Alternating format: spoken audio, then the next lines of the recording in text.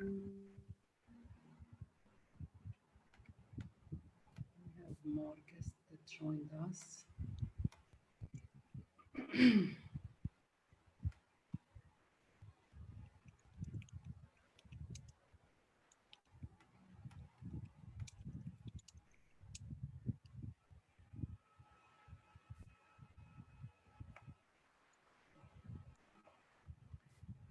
Maria?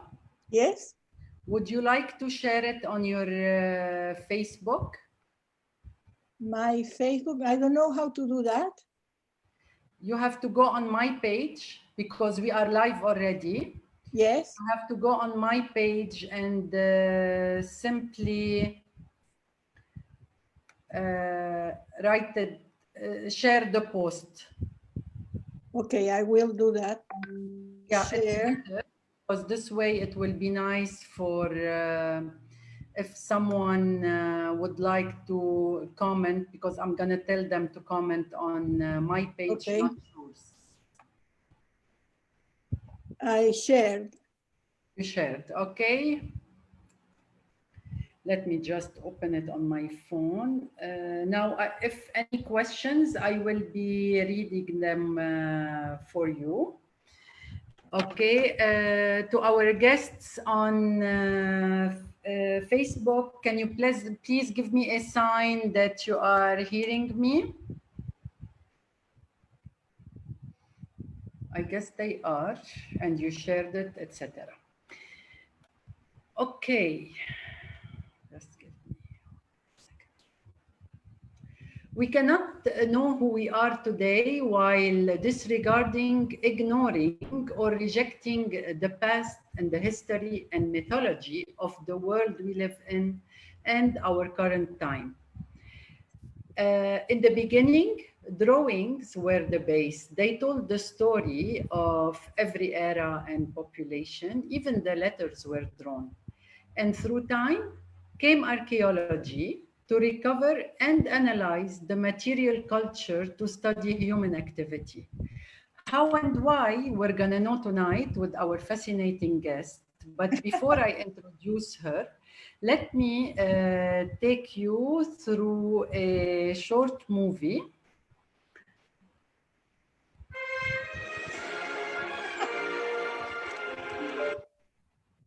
Just 1 second. Let me make sure it was sharing.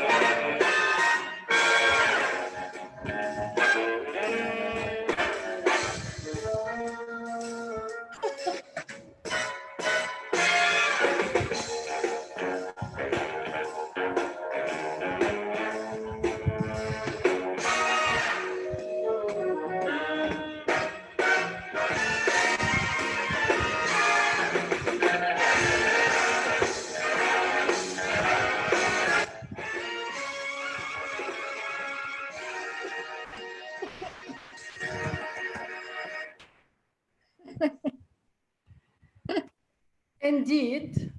Yeah. A fascinating lady. Today's session is live from Scotland, and that was Maria Chester, the lady who's going to take us through a journey to the ancient times. Who is Maria Chester? Tell us your story, and why 3 countries, 3 lives, and still counting. Where are you going? Are you coming to Baalbek again? Hello, Maria. Hello, Badia. How are you? How are you? Would you please introduce yourself to our guests? Thank you. Well, thank you for inviting me. I'm Maria Chester. I live in Scotland, but originally came from Argentina. Well, I was born in Argentina, but I lived 20 years in Venezuela. That's why I said 3 countries and 3 lives, because was Buenos Aires, Argentina, then Caracas, Venezuela, and now I'm here in the Scottish borders. Wow. So yes, it's, that's why 3 lives, and counting, because you never know, Badia. That's nice. Looking forward to Exactly, the future. why not? Is always something we always anticipate. We want to know what's going to happen in the future, but we go with the flow. Yes. And this is wonderful.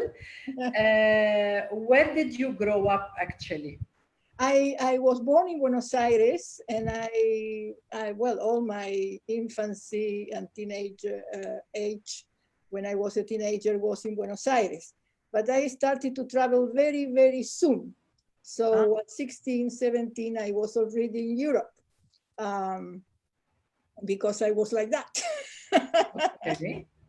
And then would that mean that you did your school years in Argentina and then Oh you... yes, primary, secondary, high school, everything was in Buenos Aires, in one fantastic school in Buenos Aires, yes. So does that mean how many languages you speak? 5. I thought so. Arabic is not one of them. Oh no, it's, no, I should start with Arabic. Probably. Yeah. And then you traveled to Venezuela? Well, at some point, I became a sort of expert in rock art. That is a very, very ancient way of expressing ourselves. You know, pictographs is called the dawn of art, because in Spain and France, we have 50,000 years old paintings that now we can find also in the very far Indonesia, as old as the French painting. So that is a mystery, and why all over the world the same things were painted. And that was my fascination in the beginning. So I became a sort of expert, and I was invited by the Central University of Venezuela to be part of a research team, because in Venezuela, rock art is abundant. Yeah, but that was, you were still young. You were before university, right? Oh, no, no, no. When I went to Venezuela, I was 35 years old already. Okay. Yes, so yes. You had gone there. Okay. So, what school stories you can share with us that will reflect who you are today? Well, when I was in primary and secondary school, I was always surprised that people didn't know what they wanted to be or what they wanted to do, because I was born knowing exactly what I wanted to do. And in my case was art in one hand, and I don't know why, I always was fascinated by the Inca in Peru. So I knew that at some point I will start to study that civilization. So when people were saying that they didn't know what to do and they took tests and things to know exactly what to do, is something I was surprised. So very early in age, I knew exactly what to do. My family wasn't so happy because fine arts in those days wasn't the thing to do because of this sort of idea of la bohème. Exactly. So wasn't very, in a traditional Christian home, wasn't the right thing to do. Actually, but till this day, many parents would tell their kids, okay, why don't you learn something and then go draw? Because like art, and this is what we're doing here tonight, we're like changing the idea of art and archaeology. It's something I want them to hear it from you, because it is an interest. To me, it is fascinating, the world of archaeology. So like, that's why I know that it will be good for many parents to hear it as well. Yes, of course. And then you went into that study. And yes, well, I have to leave my home. Yeah. because my father wanted me to become a dentist. Oh, really? Okay. And So I decided to leave. So all my studies were done in the evenings because I was working all day. okay. So and of course, when I started to display my work in exhibitions, who was the first coming to say, that's my daughter? Of course. Who My else? father. Fathers are always proud of their daughters, no matter what they do. Yes. So, but then when I was fine arts in Buenos Aires, you have to do first 4 years. And those 4 years are like a little bit of everything, in painting and sculpture and history of art and composition, everything. And then after those 4 years, you go to something that is called superior, or the higher level of fine arts, and you become a professor. So you have to study 3 more years, and you become a specialist. In my case, was drawing and painting. But I remember that my history of art teachers, professors, were very surprised about how I approach the subject, because I was fascinated. So when I finished those 7 years studying fine arts, We call it half doctor in Lebanon. Yes, exactly. You become a doctor, yes. and I decided to start new things. Yeah, I know. History of art, that were 5 more years. So I was studying for 12 years. But in the University of Buenos Aires, the Faculty of Philosophy and Letters hosts also archaeology. So when I was studying history of art, I became very involved and fascinated by archaeology. And that's why when I do my courses, it's a sort of mixing both, because it's impossible to explain ancient art without a little bit of archaeology, and vice versa. Okay. That's why I started archaeology in the same university, and was extremely interesting, because when you have the previous preparation in art, so I could work in the field with archaeologists, but just drawing, because some things can't be, a picture, a photo is not accurate. You have to draw a sort of stones or flints, ceramics. Some things are just not just for a photo, so you have to draw it. And I became deeply involved with different excavations in the coast of Buenos Aires.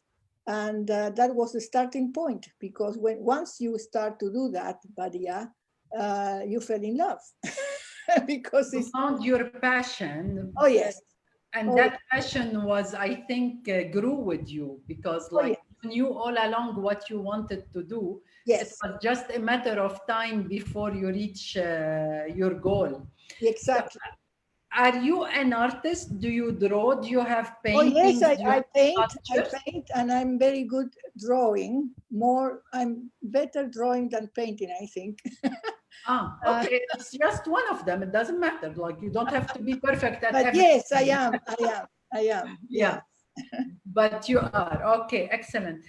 And that was the degrees you took, and then you were involved in the career while you are still advancing with your degrees, correct? Exactly, because once you discover the connection between art and archaeology, the perfect connection is what we said just in the beginning, the rock art. So in Argentina, in those days, we were in Patagonia, we have a cave that is full of hands, printed, stencils of hands. The name is the Cave of the Hands, of the painted hands. And just per chance, archaeologists were excavating at the bottom of the wall, and they found, you know, the big teeth of the sort of tiger that was in the Patagonia. Yes. So because they found something organic, they could put a date on those paintings. And that was unique in those days. We are talking long time ago. And that's why I could publish some papers, and those papers were the University of Caracas in Venezuela. They were interested if I could go and do some research for them. And that's why I did in 1985. That was partly your dream. Yes, and was wonderful, because imagine from Buenos Aires, that is a big European city, to Caracas, that is the Caribbean, with a complete different people. You know, in Buenos Aires, we are, I don't know if it is a blessing or a curse, but we are extremely European. And in the Venezuela, they are Caribbean people. So they live today. They live today. Not a blessing nor a curse, a culture. Let's call it this way, because that's how it is, and we will never know. So, at what point in your life you decided to dig the past? Well, was in Buenos Aires, actually, because I met Daniel Conlazo, that was an archaeologist, and we started a sort of group. I had my studio, so we can have these meetings in my studio in Buenos Aires. And we created a magazine. Everywhere I go, I always create a magazine. and that group was the Association of Studies of the Pampas. You know, the Pampas was or were a place that archaeologists didn't want to go, because in the past, Florentino Ameghino, that was an Argentinian, clashed with Hrdlicka, that was a man living in the United States, but he came from Poland. And they said that nothing could be older than 10,000 years old, because that was the glaciation. And Florentino Ameghino, this Argentinian that was a geologist, found things that were so old that nobody believed him. Wow. He found the omoplatos of a big beast with a point, a projectile point. So a human killed that big, we call it megafauna in archaeology. So in Argentina, and then was discovered that there was a sort of corridor, a sort of different climate, when the rest of the world was in glaciation. Peru, Argentina, Bolivia, that part of the world didn't have any glaciation. So the megafauna, the big fauna, was living there with humans. Wow. So they could hunt them. And of course, in those days, we are talking 1910 and 1911, nobody believed him, and he died of sadness. So Daniel Conlazo and myself decided to restore his name and went to excavate exactly where nobody wanted to excavate. That was the Florentino Ameghino area, that is the coast of Buenos Aires. And that was my first important work, really. And indeed, a fascinating lady. Oh yes. Indeed. Oh well, that's yes. Really interesting, because like that's one of the questions coming next. Yes. And probably I'm sure you have more stories. Were your intentions to study history and archaeology to ensure continuity of the information to the new generations? Do you have at any point that fear that people will lose interest in the past, and you want to make sure they continue with that passion you have? Because if you're talking with that passion, I'm more interested now in knowing more. So I'm sure your students will want to know that as well. Yes, my passion is passion, so it's contagious. Yeah, I can tell. But do you fear at one point that there will be a gap if people stop having passionate teachers? Well, that is a big discussion and a philosophical one, because really people who doesn't have a passion shouldn't be teaching at all. Yeah, Because that's when totally true. you have, and happened to me in school, when you have the wrong teacher, Exactly. you lose interest and you don't want to know anything about that subject. If you have a good teacher, a passionate one, probably you will change your life. It's a change, it's a point where it's a change, turning point in your life. And Exactly. happened to me with art. The vice president of my school was an artist and a historian, art historian. And when I was in second year, the high school, she came to my desk and said, you should study art because you are very good. And I remember that. So when I graduated after all these years of studying, I went back to the school and said, look, I follow your advice. I am such and such. And she was so pleased. But she was very important in my life, you see. Yeah, and So this yes, passion is vital, but yeah, passion. Yes. yeah, and this is so important. The reason why I say that, because we just shifted to a topic between brackets that is really so important.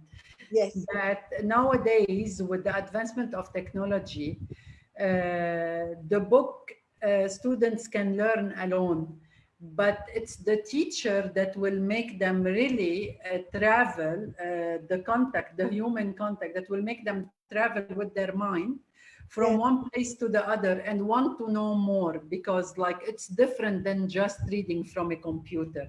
Yes. And this is so important. Do you feel you have duties towards history and the ancient times to keep them alive?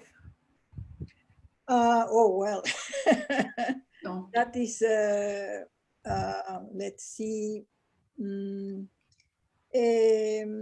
I'm a humble, um, Let us decide that, yes, it's, because we know you're humble, but I feel like when you're saying what you're saying, I feel like when people have something they know, it's a duty to them to pass it through. You well, cannot keep it to yourself. That's why it is a duty. So I want to know how you see it. well, you see, I'm still doing it. In theory, I'm retired, or professionally retired, but I'm not, because I am very active with U3A and Berwick Educational Association and the Art Society, because I love to deliver talks, and I love to, education should change attitude in us, Yeah, because that is exactly. education. So when I do, for example, Art of the 20th Century, it's a course, 10 hours, and you see at the end how people change the perspective, how people feel uh, secure of going to a gallery and say, well, now I understand why is this or why is that. That is my mission. It's a mission, really, to change attitude. And that is education in any field. Doesn't matter if it is archaeology or art. What or who, which person, I mean, or what inspired you to become who you are today? I know you said, like at the beginning, when you were at school, you were looking at people and saying, how come they don't know what they wanted to Yes, be? yes, How yes. come you knew? Well, I think that came with my genes, Badia. I don't have anybody in my family. I don't have researchers, historians, artists. Um, Okay. so it's something that came with me. It's a Uh, gift. You were given it's that something gift. that just came in. And if you believe in reincarnation, who knows? Ah, Maybe okay. I should come back to finish something. I don't know. But I knew exactly what I wanted to do. So it's I No don't have. specific person inspired you, not a movie, not a show, not Oh, a no, no. time. Well, probably was my professor in that secondary school, and then in history of art, when I was studying fine arts, I had a fantastic art historian, and that was very inspiring. And I think I took from her that sort of passion and how you could do it. That's very interesting. What is your history specialty? Well, at some point you have to choose, you know. Yeah. So I choose to do some. You remember I said I was interested in the Inca, and in those days we called them pre-Columbian civilizations. Okay. Today is not acceptable to call them pre-Columbian because it's giving some importance to Christopher Columbus. Yeah. So we call them pre-contact America, the civilizations. And when you say civilizations, you say people that had religion, had organized societies, and a political system. So very advanced civilizations in the Americas, like the Aztec, the Maya, the Olmec, in the Mesoamerica, in Central America. And then we have 4,000, 6,000 years old civilizations in the Americas. And the last ones are the better known ones, but were like the Romans, they gathered from the others. All the good things. So to us, or to the common people, the Aztecs and the Inca are very well known, but they were the last ones, the ones that the Spaniards destroyed when they arrived to the Americas. Okay. Very interesting. Just to let you know, we have guests from the States watching. Hello, Layla. Thank you. We have the guests from Lebanon, and we have guests, I don't know, they're all watching and very interesting. Everyone is liking what you're saying. Excellent. I want to ask you, Maria. Yes. Can you describe your most interesting phase, era, or topic? We're still talking history, and if you want to show some PowerPoint, feel free. Oh, I would like to show you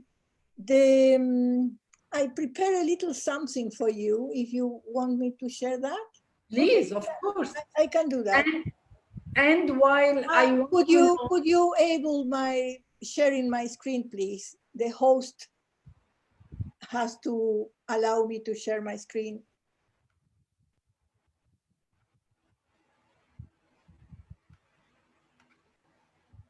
Yeah. Is it a movie? No, wait, hold on. Let me close the movie. Yeah. No, I'm sharing my screen, but you have to allow me to share my screen. Let me see. Hold on, one second. Yes. Okay. So, yes. Now you can. Thank you very much. So I prepared this little something for you. Yeah. This is Pre-Contact America. And what you are seeing is a sort of earring that was used by the Chimu. And it's a beautiful thing that I was there when Walter Ava was discovering these things in Peru. So just things we have to remember before going ahead is very short, but it's a sort of menu, it's a sort of panorama of the ancient civilizations. So in recent past, we used to say BC and AD, meaning before Christ and Anno Domini. Today, in archaeology and art history, we tend to say BCE, before the Common Era, and CE, Common Era.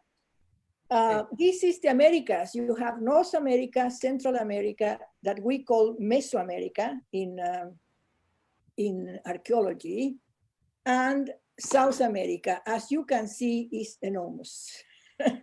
I wrote Lebanon so you can see where you are. Thank you. And you have the enormous continent of the Americas. So you can see the vast amount of land. Yeah. This is Mesoamerica. In the Americas, there are only two places where the civilizations develop as such. One is Mesoamerica, this green bit, and the other one is South America in Peru and Ecuador. So in this little map that comes from National Geographic, you can see the main civilizations. You can see a big head in the middle that is La Venta, is Olmecs. Then you have the green area that is the Maya. The pink area are the Aztecs. And all the yellow was when the Maya were born in Guatemala and Honduras. So just to have the taste of every one of them, look at the dates. This is 2500 BCE. You have to add 2000 years. So 4,500 years ago, the Olmec, the rubber people, because they were sometimes covering themselves in rubber, they looked black, but black because of the rubber, to fight against the mosquitoes.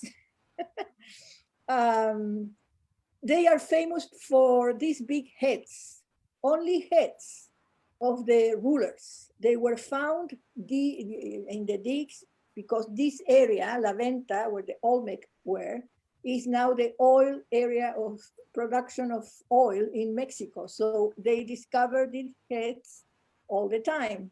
And they have this sort of axe that is symbolic, of course, with the jaguar. Can you see the mouse is like a jaguar open and with fangs? Yeah. That is the were jaguar, they were called. It's a symbolic ritualistic axe. And then this was found in a burial. And these are mini figurines. And the burial had all sorts of different soils, sand, red soil, black soil. So it was a very symbolic thing. So this is just a taste of the Olmecs. Then you have the Maya, of course. Look at the dates again, 1500 BCE. And when I give these dates, this is traditional archaeology. It's not that it's exact, but for the moment, we follow this timetable, and you see a very precise year, 1521. That is the year when Hernán Cortés, the Spaniard, arrived into Tenochtitlan in Mexico and destroyed everything. So that is a year when everything was lost and stopped, 1521. Wow. Then the important thing of these people, the Olmec had writing, the Maya had writing. These are books that were made from atlatl, that is the bark of the tree, the fig tree. And the Maya invented paper before the Chinese. So it's something that very few people know. Yeah. And they just worshipped jade, not gold, but jade. This is one of the masks that are made from little bits of jade, and you can see the beauty. And every important ruler was buried with a mask of jade that was also in China, as you know or remember. And the pieces connected? Yes, it's a sort, follows the shape of the bones of the, was a sort of portrait of the ruler. And you have jade everywhere, not gold, because jade was life. And a little bit of jade was inserted or put into the mouth of the dead person. Because with that little bit of jade, they will pay for the, like the gate of heavens, you know, something like that. Yeah. And of course, you have Chichen Itza. This is the pyramid of Kukulkan to the Maya and Quetzalcoatl for the Aztecs. Quetzal is a bird that has a beautiful green tail, very long tail, and Coatl means serpent. So it's a dragon. It's a feathered serpent. And this is the very... on that. Yes. How big is Chichen this Itza. pyramid? Chichen Itza is in Yucatan, Mexico. Yeah, but how big is it considering the pyramids in Egypt? Ah, no, well, this is 65 meters tall. It's very tall. And the temple is 6 meters tall, 60 meters of pyramid and 6 meters of temple. Okay. And we can compare both, but they were very different. These were temples at the top. And we call them pyramids because we don't have any other name. But they are not very similar to Egypt. You can see the staircase going up with serpents, and at the temple at the top, the ceremonies were very secret for the rest of the commoners. Wow. Then we have Teotihuacan, that you see the interrogation mark, 500 BCE. Really, we don't know. We just don't know. And Teotihuacan is the name that the Aztecs, the Mexica, gave to the place when they arrived, meaning the place where the gods were born. And this is the monstrosity, is so big. You have the pyramid of the moon, the pyramid of the sun, and the pyramid of Quetzalcoatl. Look at that. Wow. You see the central avenue is, now I'm standing in the pyramid of the moon, and to your right, you see the pyramid of the sun. And this avenue was called by the Aztec as the Avenue of the Dead. But we don't know how the Teotihuacan people called this place. We don't know, just don't know. But they had these beautiful palaces.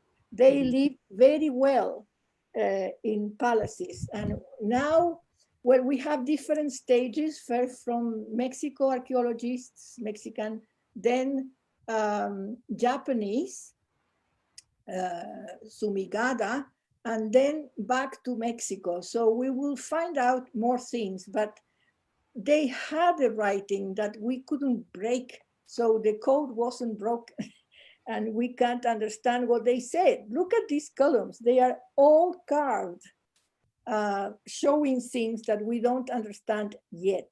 So this is a mystery. Then we have, of course, till this day, we have mysteries. Oh yes, this is a thriller. Yeah, but this is what's interesting. Yes. Yeah. Then we have the Aztec that really should be called Mexica, because Aztec was the name given by von Humboldt, Alexander Humboldt, that went in the 17th century, 18th century, and said, well, because he was dealing with some books and he decided to call them Aztecs, but they were Mexica. They call themselves Mexica. That's why Mexico is called Mexico, because of the Mexica. Okay. And look at the date, is already in our era, common era, and they came from the North America, from Utah, we know now. They call the place not Utah, but Aztlan with Z, Aztlan. This is one of the few things we have from the Aztecs. It's in British Museum, and it's a beautiful Quetzalcoatl, the dragon. The teeth are mother of pearl, and the red is spondylus. That is a sort of red snail that comes only from Ecuador. So they were trading with Ecuador, obviously. And again, jade. These are the masks from the Aztecs. Very impressive masks, by the way. And this is the very well known, everybody knows the calendar. That is not a calendar really, but looks like. It's a sort of, Maya and Aztecs had 3 calendars, Badia. One from Venus, one for the moon, and one from the earth. The earth. So they were like gears rotating with, every tooth was touching the other tooth. So they had 3 different calendars for a year. The oldest pre-ceramic civilization in South America is called Valdivia and comes from Ecuador. Look at the dates. You have to add 2,000 years. So 5,500 years ago was Valdivia, but this is South America, and this is Ecuador, the little green thing. Yeah. And look at these beauties. 5,000 years old. This is a stone carved. they didn't have ceramics in those days. And this is wooden and little figurines like ladies. The oldest city in South America is in Peru, and is as old as the pyramids in Egypt. Is, you know, if you add 2,000 years, you have almost 5,000 years ago, you had in Peru, that is Peru, Caral. Imagine that was a city. And those were buildings, sometimes 5, 6 stories tall.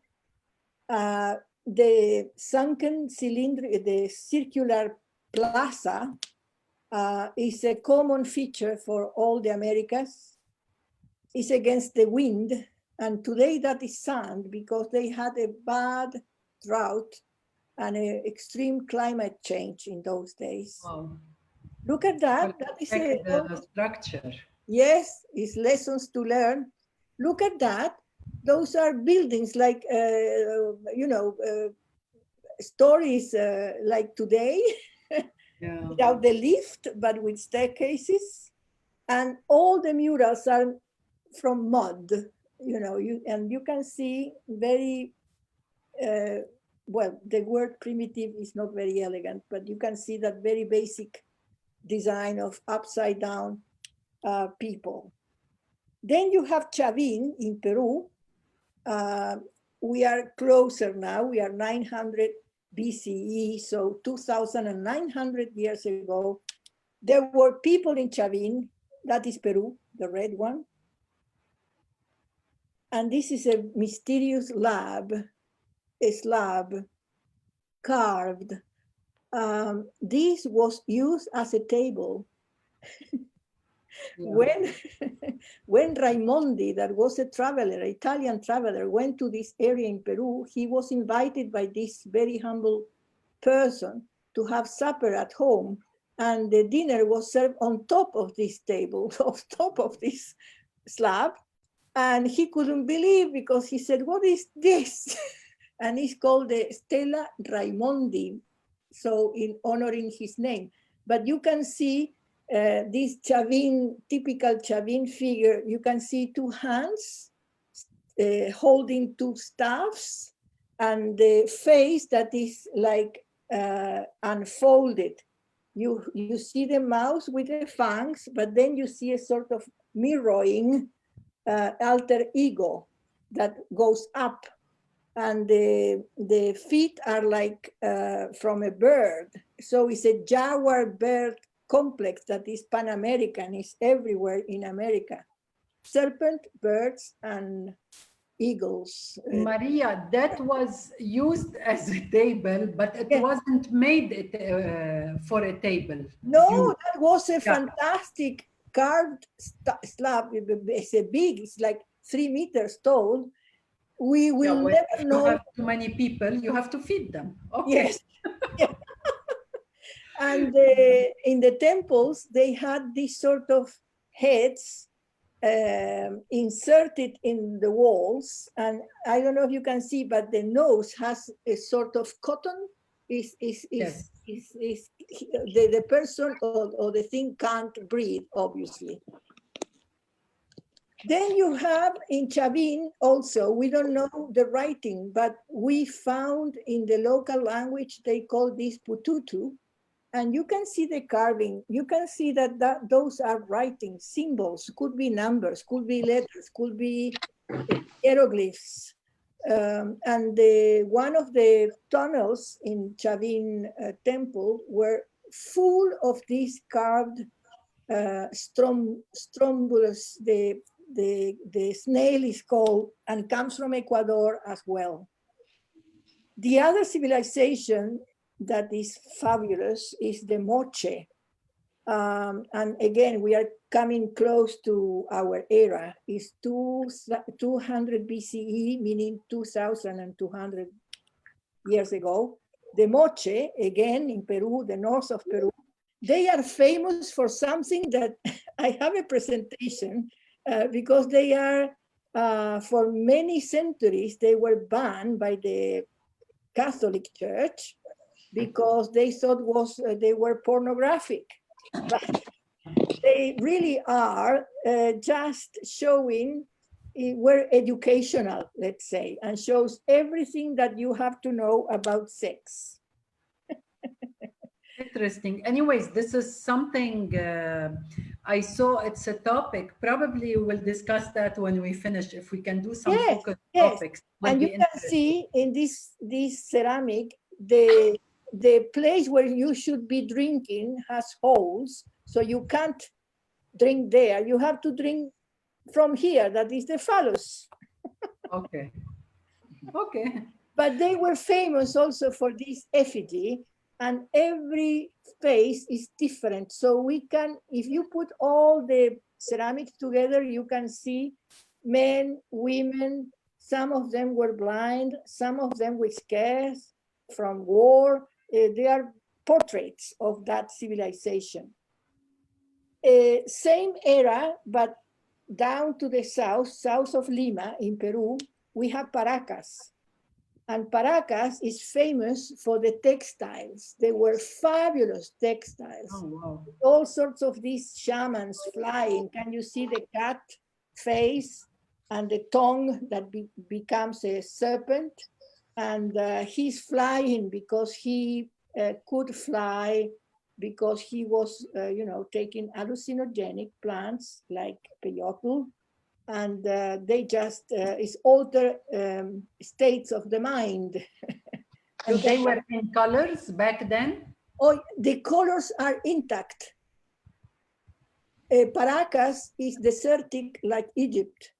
And these textiles were used to wrap the dead. It's a sort of funerary textiles. So, and the colors are intact. And when you want to go to the museum, you can't believe.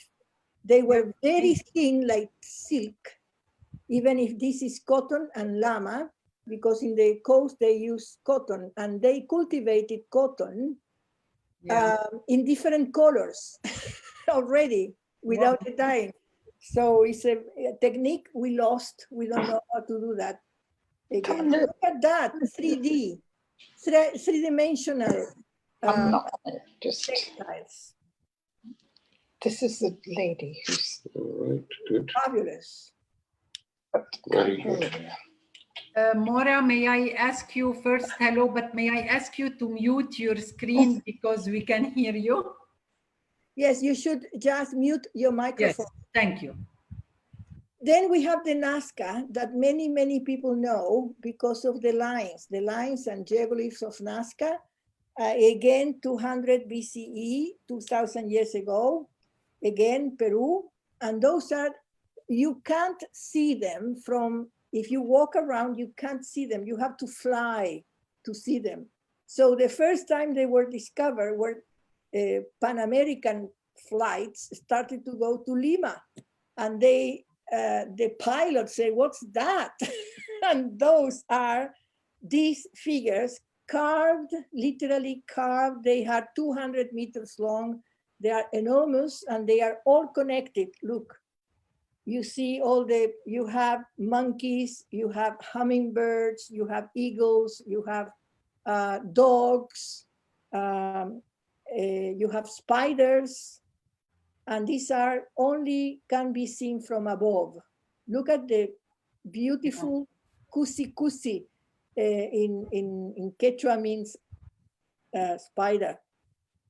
But we have also, Leila saying that the natural colors on the fabric were from plants, shells, and cochineal. Ah, cochinilla, yes. Yes, of course, yes. And the mysterious lines are also sometimes just geometrical, like this is miles long. You can see the mountains at the bottom. You can see a sort of valley, and then you see the immensity of these lines that are almost laser. They cross and go across mountains. Now we have Japanese teams investigating and every time I read about the lines in NAZCA, they found more and more and more that wasn't, well, we didn't know were there. The other civilization that is extremely interesting, and this is everything before the Inca, Tiahuanacu, 600 CE, this probably is 6,000 CE, because really it's very, very old, but well. Again, this is Bolivia in South America. And look at the plan. Can you see, this is at the top, you go to La Paz, the city, the capital, and then you travel to this sort of flattened surface, you are 3,500 meters above the sea level. You barely can breathe because it's so high, and the wind never stops. And you see, well, not from above, but you see the distribution of this very, very old civilization with palaces and sunken temples. And look at that. That door, the square thing, is monolithic, is one stone carved. So imagine the weight. And the sunken plaza looks at the monolith, the sort of Atlante, the sort of soldier, warrior that is in the middle. The walls have a different type of human beings, different hats, different skulls. And this is the famous, very well studied, again, they had a writing, as you can see, in the trousers of the monolith. You can see these symbols that looks like almost Maya, but they are not, of course. And you have the hat, the hair, everything has something carved that probably is writing, but we don't understand yet what they mean. And this is extremely well known is the Gate of the Sun. And it's a calendar, a very, very old calendar, was complete, but the Spaniards tried to destroy it. So you can see that it's broken, but it's at the center, you have a very old god with two staffs, and all the little warriors running are days. It's a calendar. So there are many, many, I have a special class explaining this calendar. Okay. And then we have Sican, that is Moche, and is almost now, 1,000 years ago, again in Peru. And look at that.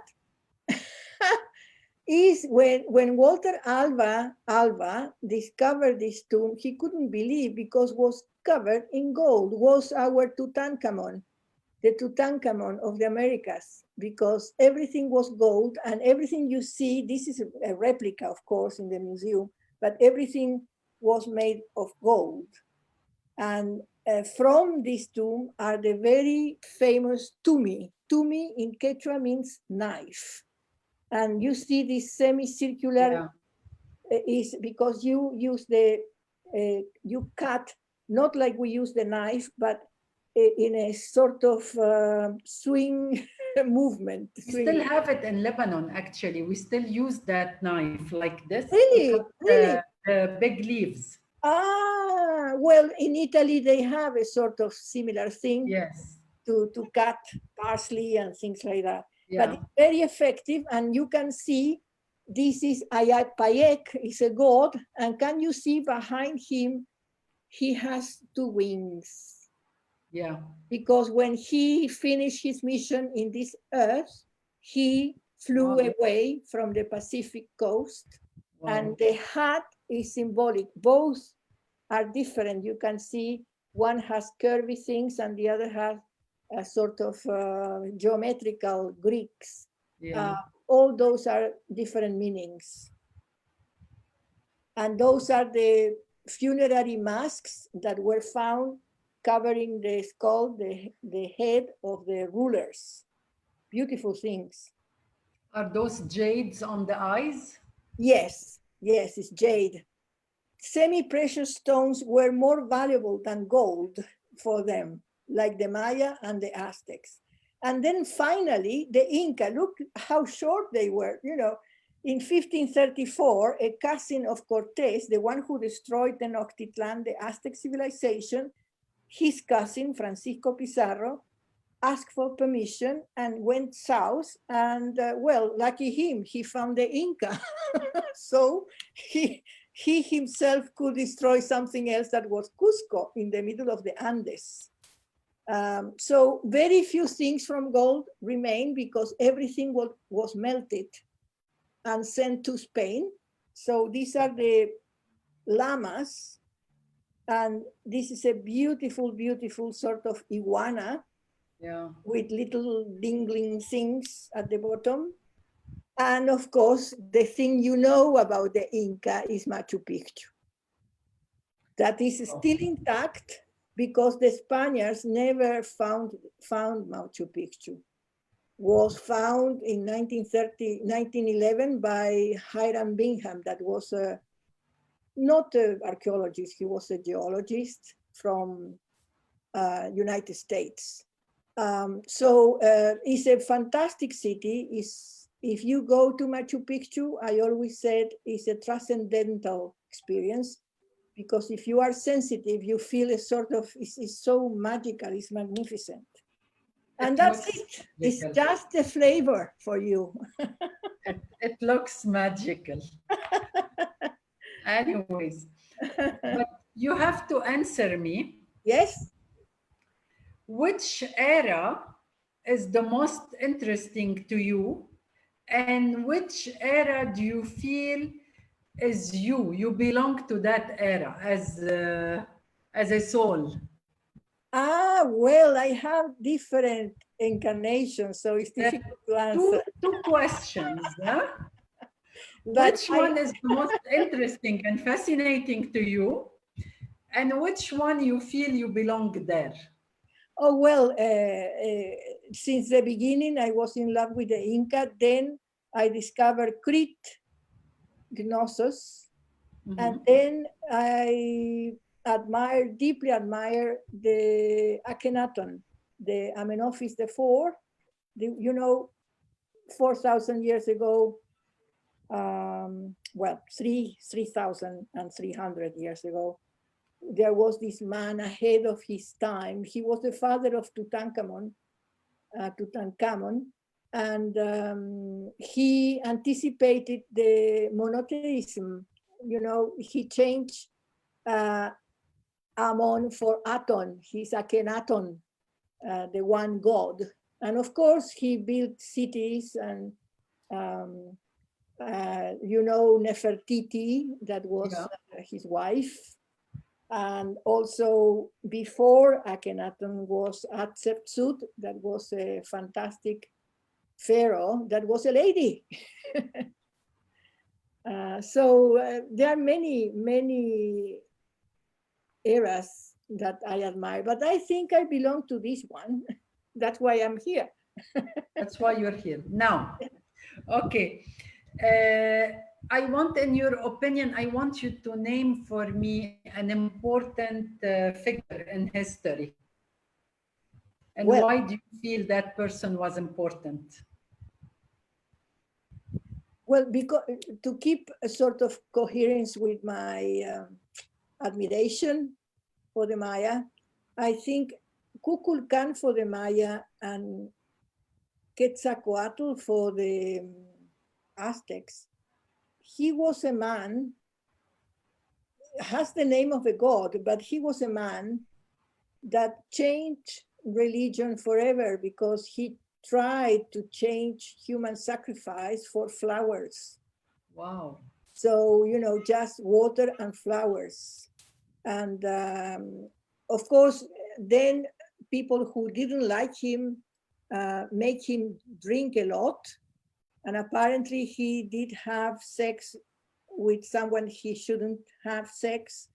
And he destroyed himself. He burned spontaneously and became Venus.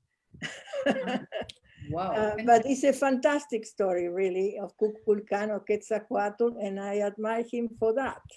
I'm admiring him too now with you. Yes. Which figure in ancient history you feel deserves more highlight, and how would you highlight it? Well, I think there are so many, but when I came to live here in this part of the world, I discovered a lady.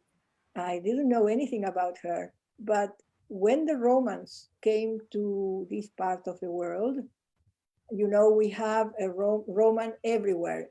In United Kingdom, in archaeology, you have a split field, or you are a prehistorian like I am, or you are a Roman classic archaeologist. Because in this island, you find more from the Romans than in Italy. Oh, okay. So it's a fantastic place to be if you like the Romans. So there was a lady in the south, in London. Well, London didn't exist yet, but when she was married to a king that was subdued by the Romans, and her name was Boudica, and some people called her Boadicea in Rome and in Latin, but it's Boudica. And Boudica, red hair, Oh. when her husband was killed by the Romans, she became the leader of these troops of very fierce men, you know, very brave men, Wow. and was hated by the Romans because she was the leader of this sort of guerrilla. And the thing ends very sadly because the Romans, to hurt her, raped her daughters. So at the end, all the family apparently committed suicide.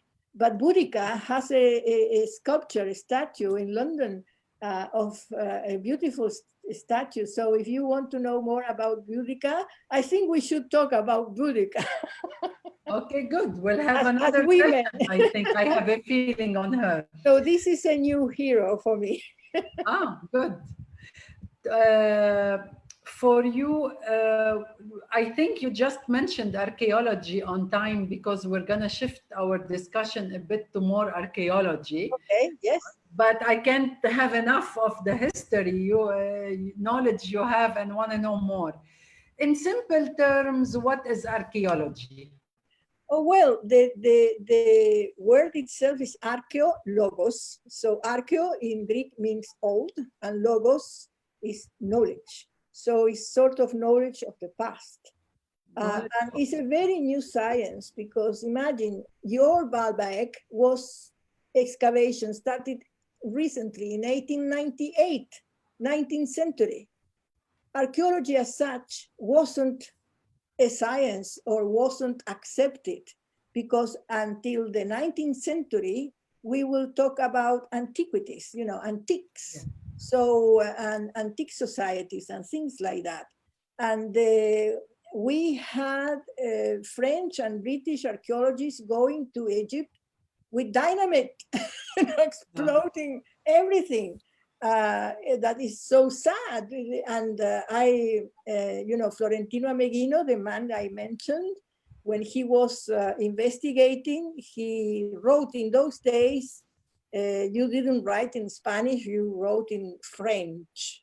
So he said, le plus joli. So he only picked up le plus joli. So the most beautiful artifacts, because the rest wasn't important. We didn't have the concept of preservation. We now, you know, we work in layers. We had rules and protocols that in the past, when I say the past, not more than 50 years ago, the thing was completely different. So archaeology I always thought they took dynamite to protect themselves from the souls underground. Anyways, what is the difference between a fossil and an artifact? Well, fossil is from Mother Earth and Mother Nature, and artifact is something made by man.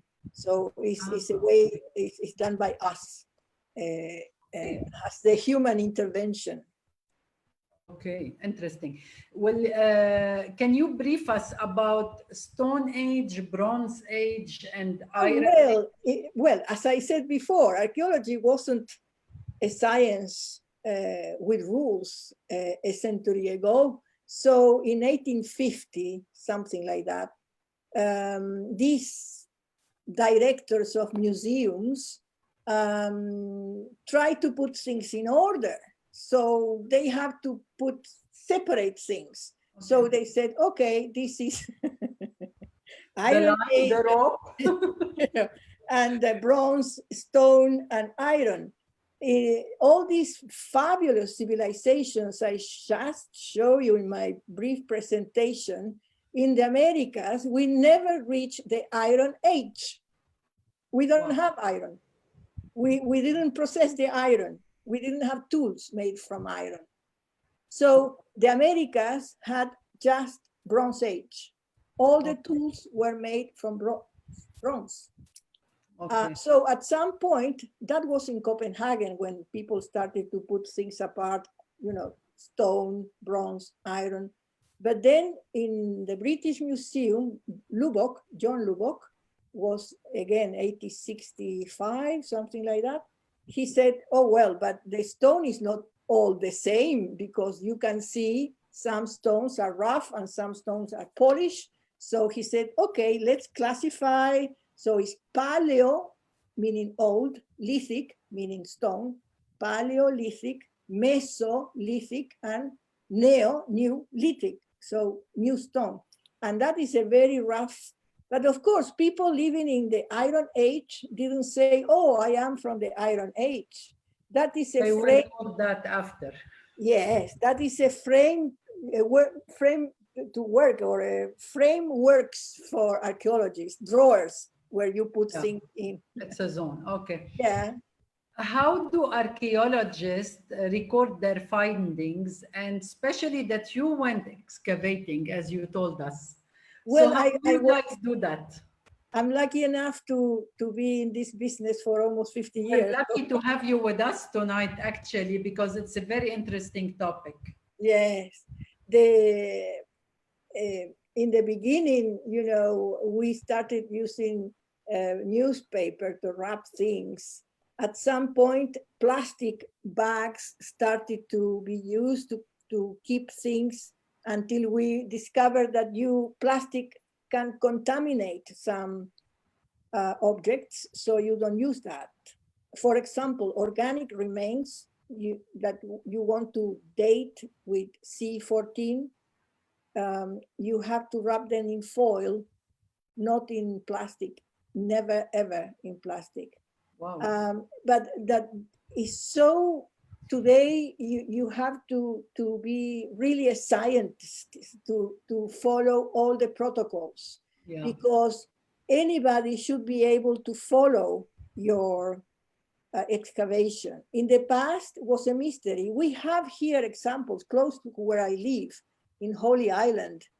Lindisfarne is a beautiful place to go, just half an hour from my house.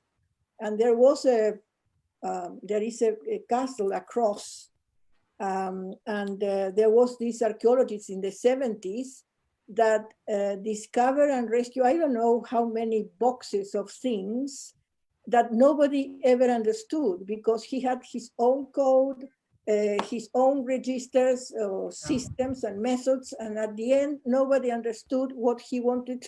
He died, and the boxes were donated, and now I believe they are in Edinburgh, in Scotland. I don't know why Scotland, but there you go.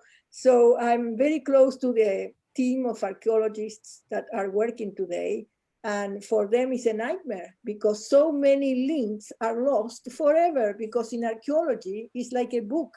If you destroy a page, you can't read the book. So you have to be very careful. Yes. I know in Lebanon, in Byblos, because we have the ruins, and it's under French archaeology. But archaeologists worldwide, they all follow the same records, the same international standards. Yes, they have to. Yes. They have to. Oh, Okay. yes, they have to. Do you read about places, then you decide to visit them when you travel? Well, life is amazing because I think I plan to go to Venezuela because I was invited.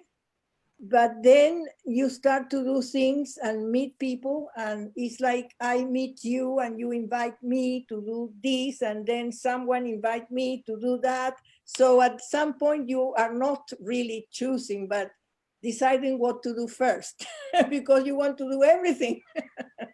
What's your favorite part of the world in archaeology world? Well, you live in one of them.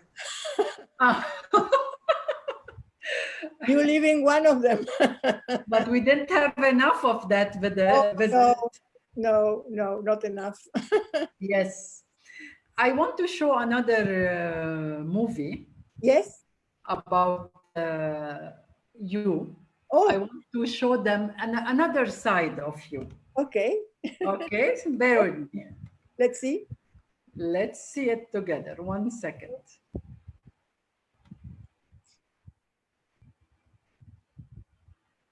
Is it showing? Hold on. I can hear the music, but I don't see. You can hear it from my Haida. Let's do it again and ensure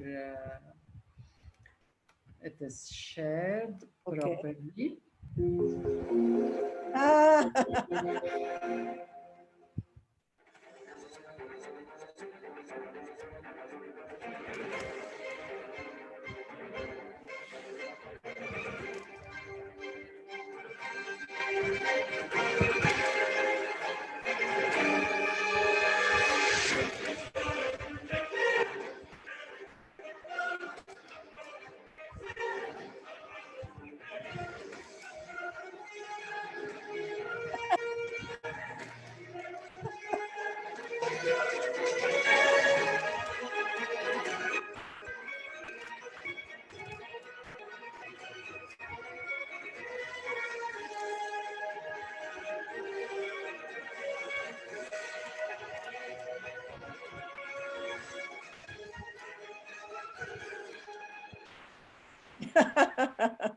Okay, yes.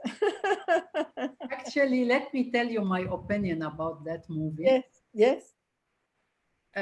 I feel it has a lot of emotions and genuine. It shows you the true you. First one, that's why I chose the first one as the opening. Yes. This one, I don't know if it's the nature or it's the choice of words you have in it, but yes, no failure as it shows, and you had a successful career, and really it's really something. Yeah. That is you. What part of the ancient world is on your bucket list to visit? Well, I have taught for so many years, like 45, and I never been to Mexico. So Mexico, Honduras, Guatemala, Belize, that area, because each time I wanted to go was something happening like the guerrilla, the Zapatistas, war, or I don't know, something. And to go there, you have to first have money and time, because it's not only one country. If you want to go to the Olmec, the Maya, the Zapotecs, the Aztecs, you have to go at least to 5 countries, different countries. Yeah. So you have to plan very well before. It's not like Egypt, that is one country, or Peru. Is to visit these ancient civilizations in Mesoamerica, you have to travel at least in 5 countries. So that's why it's in my bucket list. Okay. What fascinates you more, teaching or learning? Both. When I'm teaching, I'm learning. Okay, You but know, I don't know if you when talk. you're teaching, you're learning, Oh, but yes. when you're learning, you're not teaching. No. So when you're, yeah. But So- happens to me when you do the research, you are learning. And something I told to all my students in the very beginning is I don't know everything. So if I don't know something, we have to investigate together. yeah, that's And actually the don't, right way to do it. the second rule is don't believe me. Yeah. You This is have to do your own actually, research. no, but this is the only way to do things. And this is something I wrote about once in my blog. Don't answer your children at home. Answer Exactly. with a question. Let them have the curiosity to know Exactly. and learn more. And this is something very important. Yes. For our guests that are following us, we are close to ending our evening. We have one more question or two. Yes. If anyone has a question, please write it down for us. So I ask Maria. Yes. Maria, tell us something or an incident in your life that made you who you are today. Whoa, so many. I want one. One that changed your life. turning points, I have several. But Okay. one is Venezuela. Venezuela is the sort of country that confronts you with yourself, you know, Nice. because it's so strong. The energy of that country is so strong. And I changed slightly my life because in order to follow my academic life, I had to do all my studies again, and I refused to do that. In those days was different. Today you can go to internet and all the universities are connected and database and blah blah. But in those days were papers and seals and communications. So I always worked as a guest professor, and I developed an interest in human resources. So I decided to start my own company. So in few years, I became the third in the region. Region meaning Colombia, Venezuela, and Mexico. Wow. My company became one of the good ones, and the transnationals and corporations asked for my services. And in a way, when they asked me why you are so successful, I said it's because like archaeology, you are digging, but in the personality of the You people. learn to dig.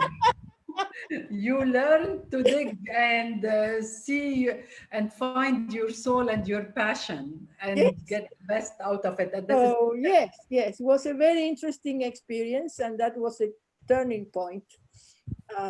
So yes, that is important. That I think that was one of my okay. turning points. Yes. The last question: Argentina, Venezuela, Scotland. Where does your heart belong? Which country? Well, home is always where you are. And I was born in Argentina. I became a mother in Venezuela. Wow. And I, in a way, in Scotland, rediscovered myself because I went back to my origins. I went back to teaching and, my passion, that is archaeology and art history. So yes, I think every country, every civilization, culture has something. And here, I don't think I don't know so many English except my husband, but most of my friends are Scottish, and Scottish are Celts, and Celts are nice people. Would you like to wrap up? Would you like to say a final word before I wrap up?